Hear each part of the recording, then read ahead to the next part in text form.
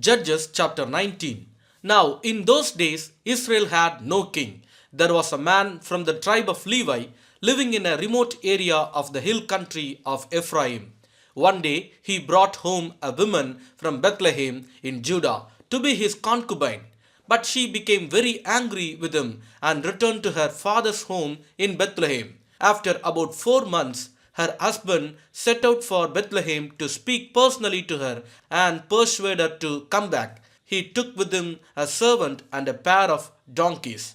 When he arrived at father's house, her father saw him and welcomed him. Her father urged him to stay a while. So he stayed 3 days, eating, drinking, and sleeping there. On the fourth day, the man was up early, ready to leave, but the woman's father said to his son in law, "Have something to eat before you go." So the two men sat down together and had something to eat and drink. Then the woman's father said, "Please stay another night and enjoy yourself." The man got up to leave, but his father in law kept urging him to stay, so he finally gave in and stayed the night. On the morning of the fifth day, he was up early again, ready to leave. And again the woman's father said, "Have something to eat, then you can leave later this afternoon." So they had another day of feasting. Later, as the man and his concubine and servant were preparing to leave, his father in law said, "Look, it's almost evening. Stay the night and enjoy yourself. Tomorrow you can get up early and be on your way." But this time the man was determined to leave. So he took his two saddled donkeys and his concubine and headed in the direction of Jebus, that is Jerusalem. It was late in the day when they neared Jebus, and the man's servant said to him, "Let's stop at this Jebusite town and spend the night there." "No," his master said, "we can't stay in the foreign town where there are no Israelites. Instead, we will go on Gibeah. Come on, let's try to get as far as Gibeah or Ramah, and we will spend the night in one of those towns." So they went on. The sun was setting as they came to Gibeah, a town in the land of Benjamin. So they stopped there to spend the night. They rested in the town square, but no one took them in for the night. That evening, an old man came home from his work in the fields. He was from the hill country of Ephraim, but he was living in Gibeah, where the people were from the tribe of Benjamin. When he saw the travelers sitting in the town square, he asked them where they were from and where they were going. "We have been in Bethlehem in Judah," the man replied. "We are on our way to a remote area in the hill country of Ephraim, which is my home. I traveled to Bethlehem and now I am returning home, but no one has taken us in for the night. Even though we have everything we need, we have straw and feed for our donkeys and plenty of bread and wine for ourselves. You are welcome to stay with me." The old man said, "I will give you anything you might need, but whatever you do, don't spend the night in the square." So he took them home with him and fed the donkeys. After they washed their feet, they ate and drank together. While they were enjoying themselves, a crowd of troublemakers from the town surrounded the house. They began beating at the door and shouting to the old man, "Bring out the man who is staying with you so we can have sex with him." The old man stepped outside to talk to them. "No, my brothers, don't do such an evil thing, for this man is a guest in my house, and such a thing would be shameful. Here, take my virgin daughter and this man's concubine. I will bring them out to you, and you can abuse them and do whatever you like. But don't do such a shameful thing to this man." But they wouldn't listen to him. So the Levite took hold of his concubine and pushed her out the door.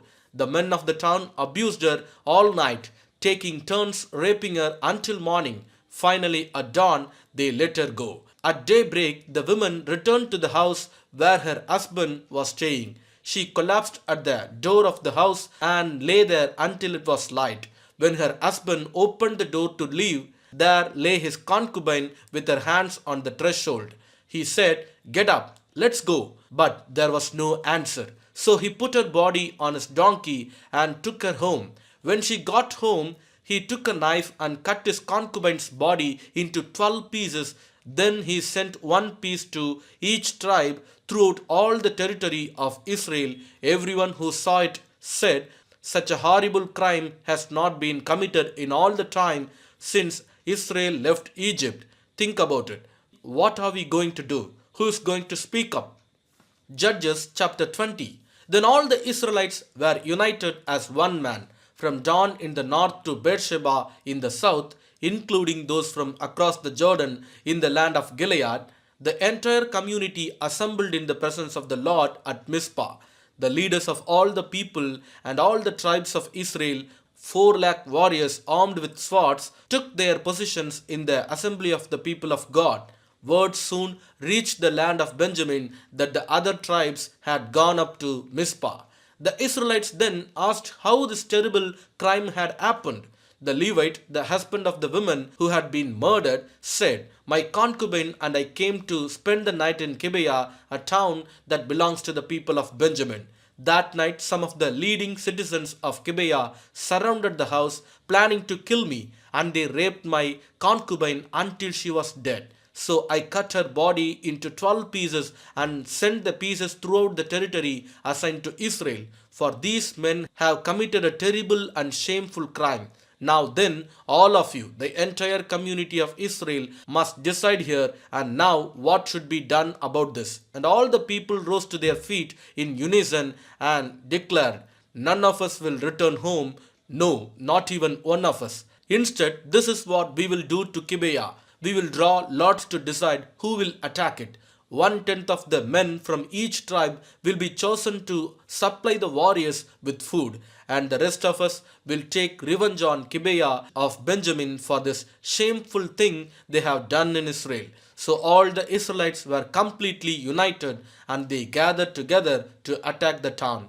The Israelites sent messengers to the tribe of Benjamin, saying, "What a terrible thing has been done among you. Give up those evil men, those troublemakers from Gibeah, so we can execute them and purge Israel of this evil." But the people of Benjamin would not listen. Instead, they came from their towns and gathered at Gibeah to fight the Israelites. In all, 26,000 of their warriors armed with swords arrived in Gibeah to join the 700 elite troops who lived there. Among Benjamin's elite troops, 700 were left-handed, and each of them could sling a rock and hit a target within a hair's breadth without missing. Israel had 4 lakh experienced soldiers armed with swords, not counting Benjamin's warriors. Before the battle, the Israelites went to Bethel and asked God which tribe should go first to attack the people of Benjamin. The Lord answered, "Judah is to go first." So the Israelites left early the next morning and camped near Gibeah.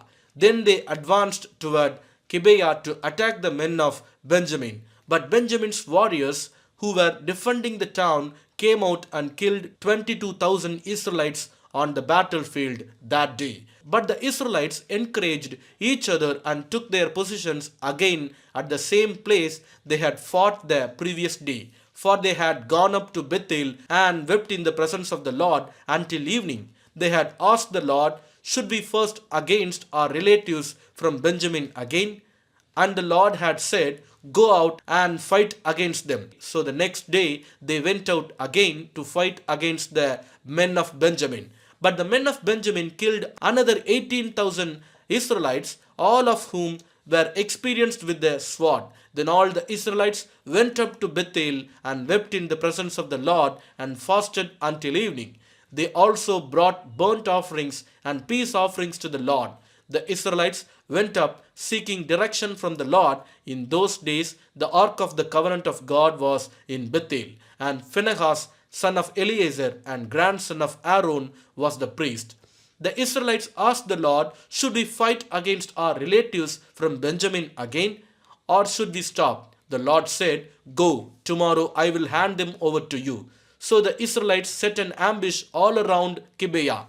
They went out on the third day and took their positions at the same place as before. When the men of Benjamin came out to attack, they were drawn away from the town, and as they had done before, they began to kill the Israelites. About 30 Israelites died in the open fields and along the roads, one leading to Bethel and other leading back to Gibeah. Then the warriors of Benjamin shouted, "We are defeating them as we did before." But the Israelites had planned in advance to run away so that the men of Benjamin would chase them along the roads and be drawn away from the town. When the main group of Israelite warriors reached Baal Tamar, they turned and looked up their positions. Meanwhile, the Israelites hiding in ambush to the west of Gibeah jumped up to fight. There were 10,000 elite Israelite troops who advanced against Gibeah. The fighting was so heavy that Benjamin didn't realize the impending disaster. So the Lord helped Israel defeat Benjamin. And that day the Israelites killed 25,000 and 100 of Benjamin's warriors, all of whom were experienced swordsmen. Then the men of Benjamin saw that they were beaten. The Israelites had retreated from Benjamin's warriors in order to give those hiding in ambush more room to maneuver against Gibeah. Then those who were hiding rushed in from all sides and killed everyone in the town. They had arranged to spend up a large cloud of smoke from the town as a signal. When the Israelites saw the smoke, they turned and attacked Benjamin's warriors. By that time, Benjamin's warriors had killed about 30 Israelites, and they shouted, "We are defeating them as we did in the first battle." But when the warriors of Benjamin looked behind them and saw the smoke rising into the sky from every part of the town, the men of Israel turned and attacked. At this point, the men of Benjamin became terrified because they realized disaster was close at hand. So they turned around and fled before the Israelites toward the wilderness, but they couldn't escape the battle, and the people who came out of the nearby towns were also killed. The Israelites surrounded the men of Benjamin and chased them relentlessly, finally overtaking them east of Gibeah. That day, 18,000 of Benjamin's strongest warriors died in battle. The survivors fled into the wilderness toward the rock of Rimmon, but Israel killed 5,000 of them along the road. They continued the chase until they had killed another 2,000 near Kidom. So that day the tribe of Benjamin lost 25,000 strong warriors armed with swords, leaving only 600 men who escaped to the rock of Rimmon, where they lived for 4 months. And the Israelites returned and slaughtered every living thing in all the towns, the people, the livestock, and everything they found. They also burned down all the towns they came to. Judges chapter 21. The Israelites had vowed at Mizpah, "We will never give our daughters in marriage to a man from the tribe of Benjamin." Now the people went to Bethel and sat in the presence of God until evening, weeping loudly and bitterly. "O Lord, God of Israel," they cried out, "why has this happened in Israel? Now one of our tribes is missing from Israel." Early the next morning, the people built an altar and presented their burnt offerings and peace offerings on it. Then they said, "Who among the tribes of Israel did not join us at Mizpah when we held our assembly in the presence of the Lord?" At that time they had taken a solemn oath in the Lord's presence, vowing that anyone who refused to come would be put to death. The Israelites felt sorry for their brother Benjamin and said, "Today one of the tribes of Israel has been cut off. How can we find wives for the few who remain, since we have sworn by the Lord not to give them our daughters in marriage?" So they asked, "Who among the tribes of Israel did not join us at Mizpah when we assembled in the presence of the Lord?" And they discovered that no one from Jabesh Gilead had attended the assembly. For after they counted all the people, no one from Jabesh Gilead was present. So the assembly sent 12,000 of their best warriors to Jabesh Gilead with orders to kill everyone there, including women and children. "This is what you are to do," they said. "Completely destroy all the males and every woman who is not a virgin." Among the residents of Jabesh Gilead, they found 400 young virgins who had never slept with a man, and they brought them to the camp at Shiloh in the land of Canaan. The Israelite assembly sent a peace delegation to the remaining people of Benjamin who were living at the rock of Rimmon. Then the men of Benjamin returned to their homes, and the 400 women of Jabesh Gilead who had been spared were given to them as wives. But there were not enough women for all of them. The people felt sorry for the Benjamin because the Lord had made this gap among the tribes of Israel. So the elders of the assembly asked, how can we find wives for the few who remain? Since the women of the tribe of Benjamin are dead, there must be heirs of the survivors so that an entire tribe of Israel is not wiped out. But we cannot give them our own daughters in marriage because we have sworn with a solemn oath that anyone who does this will fall under God's curse. Then they thought of the annual festival of the Lord held in Shiloh, south of Lebanon and north of Bethel, along the east side of the road that goes from Bethel to Shechem. They told the men of Benjamin who still needed wives, go and hide in the vineyards. When you see the young women of Shiloh come out for their dances, rush out from the vineyards, and each of you can take one of them home to the land of Benjamin to be your wife.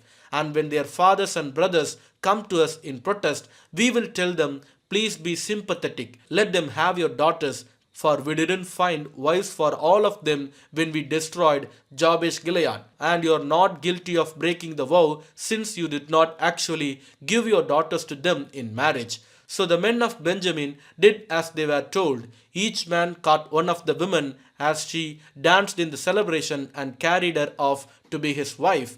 They returned to their own land and they rebuilt their towns and lived in them. Then the people of Israel departed by tribes and families, and they returned to their own homes. In those days, Israel had no kings. All the people did whatever seemed right in their own eyes. Proverbs chapter 19 from 15th verse. Lazy people sleep soundly, but idleness leaves them hungry. Keep the commandments and keep your life. Despising them leads to death. If you help the poor, you are lending to the Lord, and He will repay you. Discipline your children while there is hope, otherwise, you will ruin their lives. Hot tempered people must pay the penalty. If you rescue them once, you will have to do it again. Get all the advice and instruction you can, so you will be wise the rest of your life. You can make many plans, but the Lord's purpose will prevail.